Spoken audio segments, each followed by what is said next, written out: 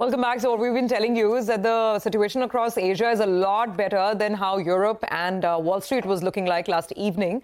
And that's thanks to the hopes that there will be some sort of a negotiation, maybe a partial rollback on those tariffs with respect to Canada and Mexico. Let's pull up the implied open. The Gift Nifty will come up. It's still indicating that we'll start slightly negative. But, OK, now it's actually become a little, weaker, 84 points down. Let's see how this plays out. A couple of important stocks to track as well this morning. So we have our team standing by with the list of top stocks to watch. Over to Rima first. Rima, why are you watching out for Coforge? Well, three sets of news. One, the company's won a very large deal valued at $1.6 billion over 13 years. Secondly, stock split 5:1. And thirdly, two small tuck-in acquisitions. The company will be acquiring Rhythmos for $30 million and TM Labs for 20 million Australian dollar. But the big news is the large deal win of $1.6 billion. This perhaps is the largest ever deal for Coforge. Jefferies today has raised the target price to $10,035 and the stock closed at 7,200. So massive upside seen for Coforge. They've raised EPS estimates by 3 to 5%. Jefferies says the company's largest ever deal of $1.6 billion not only provides greater revenue visibility in FY26, but improves its positioning in the travel verticals and opens the door to more such large deal wins. It also reflects the company's ability to gain share irrespective of the demand environment. Back to you. All right, Rima, thank you very much for that. I mean, Coforge, right? I mean, if there is one management in the IT services space which exudes confidence to grow, it is Coforge, and we'll try and have Sudhir Singh back to talk to us about this one and more. Well, Power Grid is the next one, which is in focus. Hormuz is here with details. Hormuz, morning. Morning, Prashant. And Power Grid has been declared as the successful bidder for 3 projects to establish the interstate transmission system on a build, own, operate and transfer or a BOOT basis. And it has won this under the tariff-based competitive bidding. And the first one pertains to the transmission system for evacuation of power from Rajasthan, REC PHV, and the augmentation of transformation capacity at Banaskantha in Gujarat, and the transmission system for integration of Kurnool 4 REZ Phase 1, which is in the state of Andhra Pradesh. So 3 projects for which Power Grid has been declared the successful bidder. The stock is down 30% from the top. Expect some positive reaction today. Okay, all right. Thanks a lot for that, Hormuz. And let's hop across to Manglam. He is here to tell us about Adani Wilmar. Morning, Manglam. Good morning. So those from the north and central India would be very well aware of this brand of ketchup, sauces and chaat masala called Tops. Adani Wilmar has gone ahead and acquired the owner of that company, GD Foods. They will acquire 80% at an enterprise value of about 603 crores. The remainder stake to be acquired by FY29 itself. It is a leading packaged food player in north and central India, the third largest sauces maker in India itself. Their FY24 revenue was close to 386 crores with EBITDA at 32 crores. Gross margins that they operate at is 48% with EBITDA margins at around 8% itself.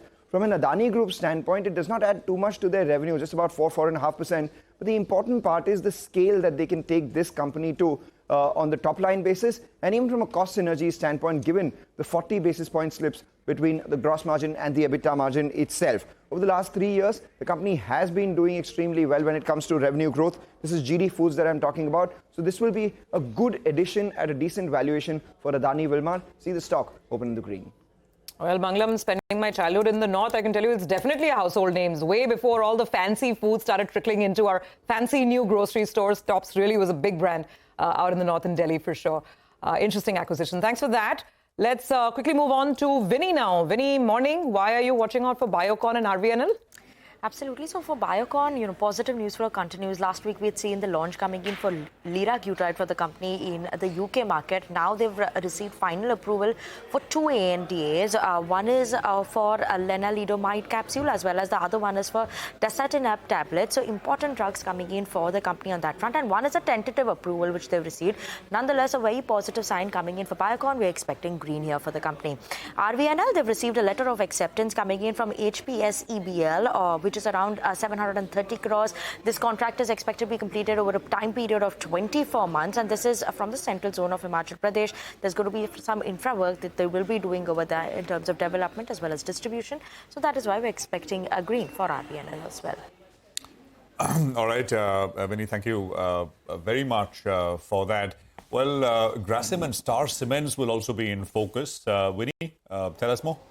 Absolutely. So both these stocks, although we're expecting green here on the screen, for Grasim, they've commenced the commercial production for Birla Opus paints. Now, they've spoken about 6 plants, right, that they would be opening up. Now, this is the 5th one. So 5 out of 6 have already been commercialized. Overall, the total capacity for decorative paints now stands at 1,096 milliliter per annum. So keep an eye out on Grasim Industries. That's an important one.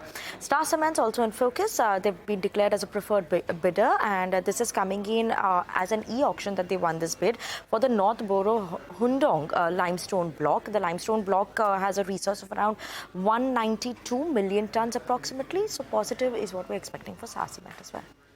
Thanks a lot for that, Vinny. But let's wind this down with Vamakshi, who's going to wind it down with some more stocks and news. Morning, Vama. Good morning, Nigel. Let me first start off with GE Vernova T&D. The stock will be in focus today because they've received 3 orders worth 500 crores from Power Grid. Now, this is for supply and installation of transformers and reactors under bulk procurement, and the orders will be executed over the next 36 months. Keep in mind that analysts say that the backlog of the company will now rise to 11,300 crores plus, providing very strong revenue visibility. So, bodes well for the company, going with the green for this counter. Force Motors is another counter that will be in focus. The company declared its auto sales numbers for the month of February. As far as the overall sales are concerned, they are witnessing an uptick of almost 46.3%, and a large chunk of this is being driven by the growth in domestic sales. Domestic sales were up 48.8%. The exports, on the other hand, were rather weak. They saw a downtick of almost 16.8%. But given that the contribution of exports is quite low as compared to the domestic sales, going with the green for Force Motors. And lastly, keep an eye out on Piramal Enterprises, and that is because the promoter group has gone ahead and purchased 2.4 lakh shares from the open market, which represents nearly 0.11% stake of the total paid up share capital of the company. And with that, their stake has now risen to 46.41%. Generally, promoter buying for their own company is considered to be positive, so going with the green for this counter as well. Absolutely, and this is a trend that we have started tracking and noticing now to see if it gathers more pace and momentum, indicating maybe the worst is almost over. Thank you for that, Vamakshi. Let's quickly recap the stocks to watch today. The ones that have positive news flow around them are Power Grid, Coforge, Adani, Wilmar, Biocon, RVNL, Grasim Industries, Star Cement, GE, Vernova, Force Motors and Piramal Enterprises on the back of positive news flow.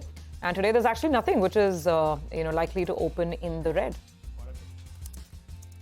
Okay, all right. Well, let's hop across to Manisha Gupta, who's joining in to help us out with all the commodity action overnight. Morning, Manisha. Thank you for that, Nigel. I'll start with the crude oil prices because the sharpest of cuts really seem to be coming in here. Brent is trading at a near 6-month lows now, and the U.S. crude oil price is at a 4-month lows.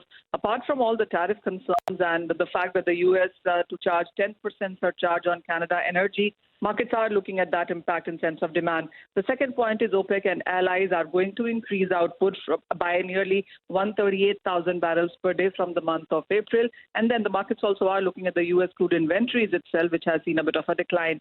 The metal prices, while the overnight wasn't so great, we saw copper, aluminum decline 0.5% to 1%. But with the surge in China and financial, we are looking at some support coming back in many of these metals. So while Asia did not start so strong, we are looking at a 0.5% of a gain coming for copper right now. Even iron ore prices are off its 4-month lows.